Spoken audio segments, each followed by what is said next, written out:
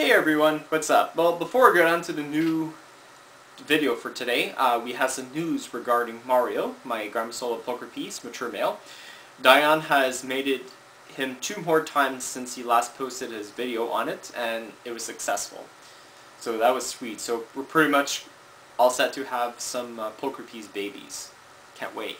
So he's going to be sending it to me this week. Probably going to pick it up either tomorrow or Thursday. It's going to be at Tarantula Canada's house.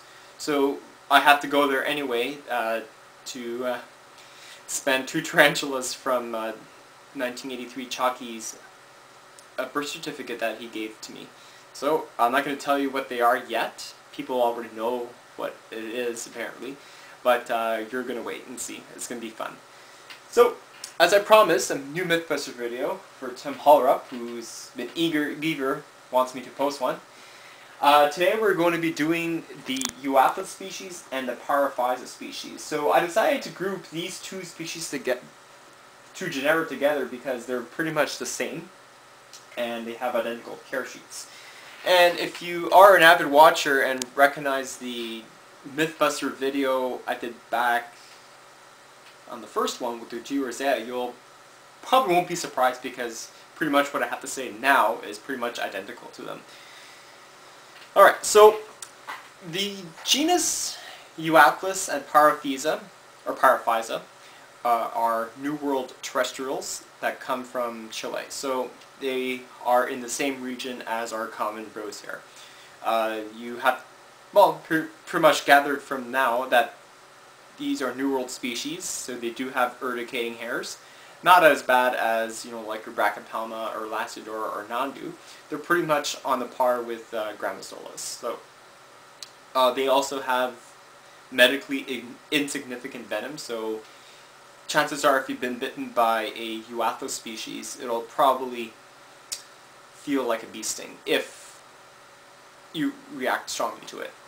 Alright, so the genus Euathlus is pretty unique because I consider it as a transition genus. Species that are not properly labeled are preferably put in that genus until taxonomy has described them to be the real Euathlus species. According to Platnick, his world catalog, you can see that there are 4 species of Euathlus described. Pulchromaclassi, both the green form and the blue form. You can see it was labeled as a Paraphysa, Fixotris.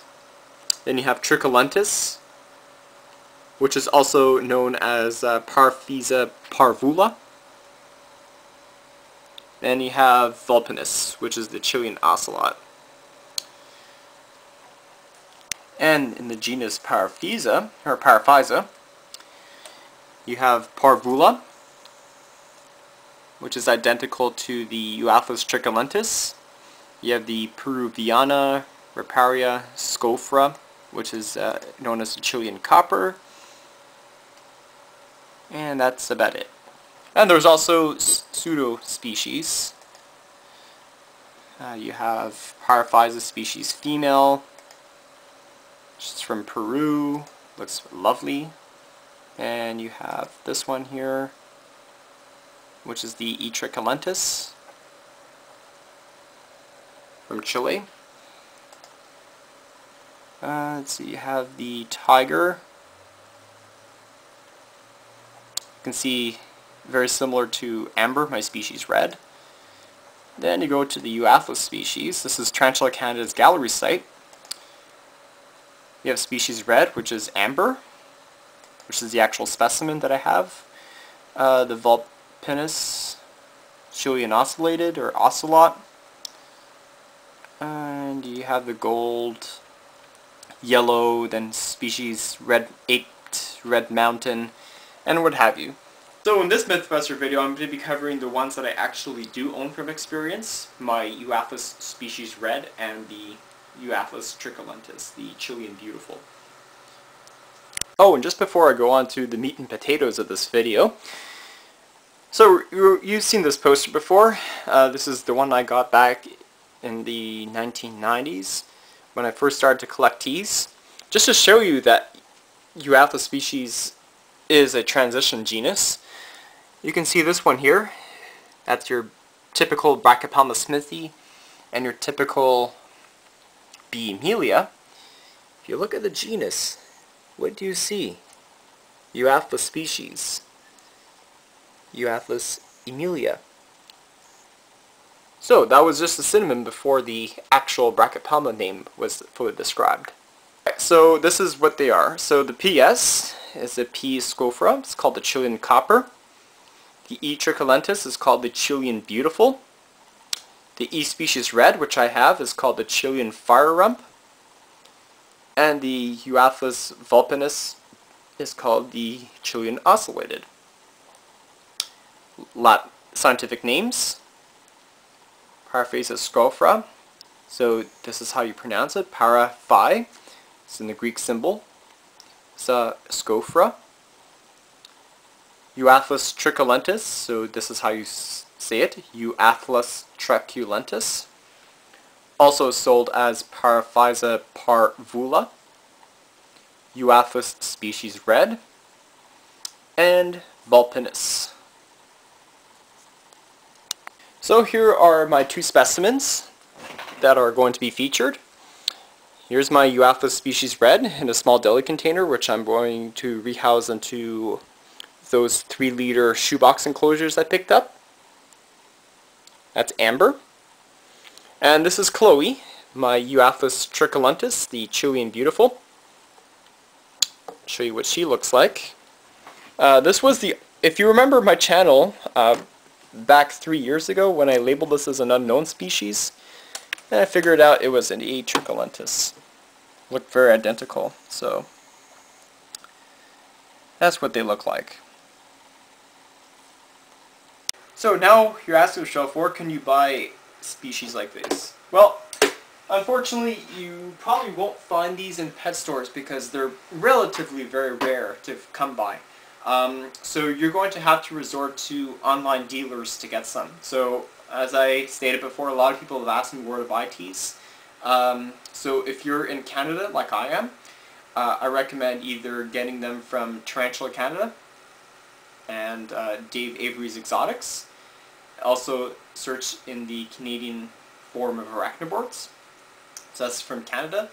In the US, you have some dealers like Jamie's Tarantula, you have Ken the Bug Guys with inverts, the many of you guys in the Arachnoboards forum, you just look up the classified section. And if you're in the UK, I don't really know much dealers there, but you can try like the European section of Arachnoboards. You have the spidershop.co.uk as well as the virginiacheeseman.co.uk. So I'm going to put these in the video description so you can access them whenever you can. So they're relatively, they're a little on the expensive side for a half-an-inch spiderling. In Canada, Euathlus species tend to go for around $40 as a half-inch spider. And if you go for a 2-inch E species red like this one, Amber was about $100 for a 2-inch confirmed female. Luckily, Chloe was bought from a pet store. They didn't know exactly what it was, and I picked her up for $70. So that was an awesome find right there. See, the good thing about pet stores is that they don't know what they're selling, and sometimes you can be really lucky, or it's a big miss. And for me, it was a really lucky find because Tarantula Canada doesn't even have that specimen on their price list, so that was pretty cool. Okay, so about the size, and the mature males and the mature females, and the growth rate. Okay, so the growth rate, as you would expect, very similar to G. rosea. They're very, very slow growing, but they do have a very long lifespan. Females will probably live around the 15 to 20 year mark. Males will probably live around, I would say, around 4 to 5 years. They take around that long to fully mature out. So they have range in sizes too. Some can be really small and some can be really large. The norm of Paraphysa and Euathlus species are in the 2 to 4.5 inch range. So This Tricholentis, oh sorry, yeah, this Tricholentis is considered full grown at 4.5 inches. It's an adult female. Mature males will probably be a little smaller than that, around 2.5 to 3 inches. They will possess tibial hooks as well as bulbous pedipalps.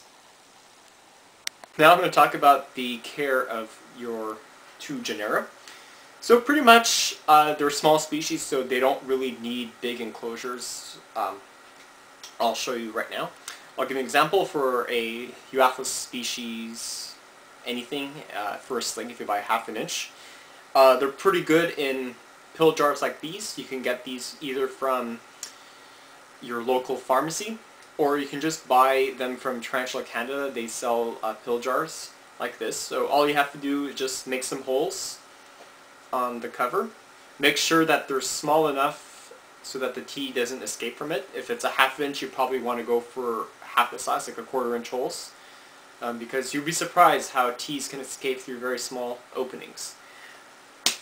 Juveniles, like in the 1.5 to 3 inch range, you can either put them in deli containers like these. You can get these from your local pharmacy or grocery store, or pretty much Costco that sells them in bulk. Perfect for it. I'm going to give her a 3-liter shoebox enclosure. Since she's full grown, she's not going to benefit from a 5-gallon tank. And for an adult 4.5 inches, either a 6-liter shoebox enclosure,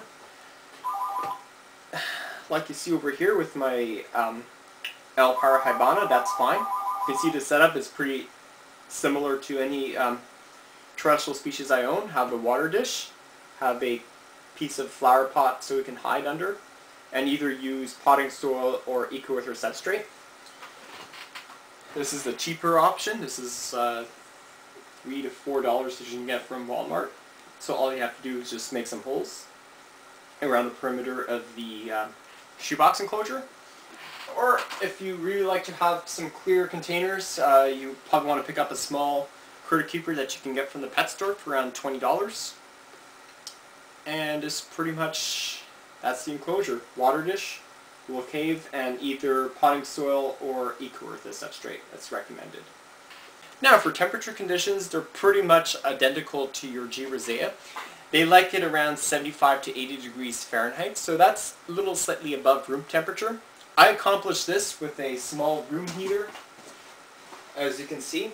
This is one you can get from your local hardware store like Lowe's, $30. For me, I don't use heat mats because I have 130 tarantulas and I can't heat them individually all in one go because it'll be very expensive. So this is the best way to heat up the room, and I'm always in here, so I monitor the temperatures. If I find that it's too cold, I put it up to heat like I just did now, and if I find it too hot, I just close the heater off, open up the door a little bit to allow the heat to escape, and then just monitor it to see how well it is. Basically, room temperature will be perfect for your tea, and they'll be very happy if you can accomplish this temperature. Humidity conditions, you want to keep it fairly dry, just like your G. rosea. They don't really tolerate well to humid environments, so just basically, if it's a sling like this, you just probably want to get the substrate just a little bit wet so that way it can drink water. Under no circumstance you should ever put a water dish in the sling's tank, because that's going to cause it to drown. Same thing for like a little small juvenile. You just want to soak the substrate a little bit wet, not too moist, and it could just drink its water. And for an adult, just have an open water dish. You don't need to miss, because they don't like it, and they can make themselves known that they don't like it. As you're probably seeing your G. roseas, if they sufficiently climb the enclosure a lot, if it's too wet, then that's telling you that it doesn't like the humidity in there. Okay, so now about handability.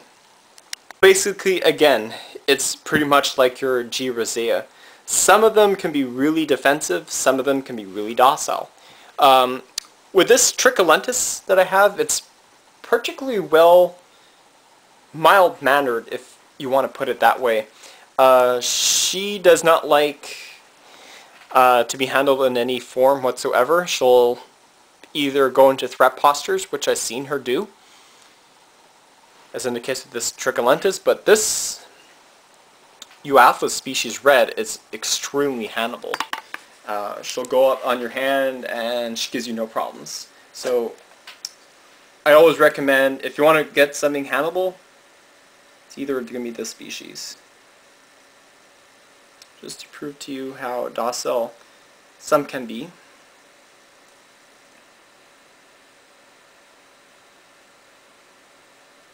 Very, very calm specimen. It's actually calmer than my PZB, to be honest with you. As far as breeding concerned, I don't really have very much experience on breeding this genera before, but I'm going to say on a limb that they're pretty similar to your G. rosea, the Chilean rose. They're pretty easy to mate, and they'll probably get an estimate around 400 to around 800 babies. So as far as recommendations are concerned, I both recommend these two genera for the first-time hobbyist. They're very slow moving. They're awesome teas to get, especially the Euathlus species red. You can see how beautiful my specimen is. They're generally very well tempered, not so aggressive with exception to the E. tricholentis and the Euathlus vulpinus, which are reportedly known to be quite defensive, but I can't really take your word on that because I never owned one. But they're very cool. Appetites, they're okay, they're not so great. They're pretty much like your G. rosea. They do go on feeding fasts from time to time, as in the case with my E. tricholentis and sometimes with my red. And I think I pretty much covered everything in the video. Oh, I did forget to mention Euathlus species red, the max growth rate is around 2.5 inches, so that's a full-grown female. And I think it was a mistake in the video towards the middle. They take on average 6 to 8 years to mature, not 4 to 5, because it's a very slow-growing species. One thing I did forget to mention, and I'll mention this now because it's very, very important. Be sure, if you ever buy teas from a pet store, make sure it's properly labeled, because especially if they're labeling something as a rose hair red form, it might not actually be it, and they commonly mistake these for Paraphysa scofra. So I'll show you the most important differences that you can look for, and you can tell right away that, okay, that's a P. scofra and that's a G. rosea. So this is what a Paraphysa scofra female looks like. I'm not sure if you can see from the camera, but you can see it's pretty pink all around. It's got some brownish hairs on the abdomen, but you also notice this mirror patch. Almost every Euathlus and Paraphysa species will have this. And they're pretty small too, like the size of that Tricholentis I showed you is pretty much on the ball what one should look like. Now, this is what a red form G. rosea looks like. You can see that the mirror patch isn't always visible, and you can see how prominent the red hairs are. So that's the main difference, and also it's much more larger than the Paraphysa scofra. So I know definitely Lois, the female rose hair that I got back on my birthday, is a true rose hair. She just needs to shed because she's pretty young and doesn't have her owl colors fully expressed yet. So I think that's about it. Hope you enjoyed this awesome Mythbuster video, and I think the next one I'm going to cover is the Orthodontus species, the Orotivalis in specific. Alright, hope you enjoyed, guys, and thanks for watching.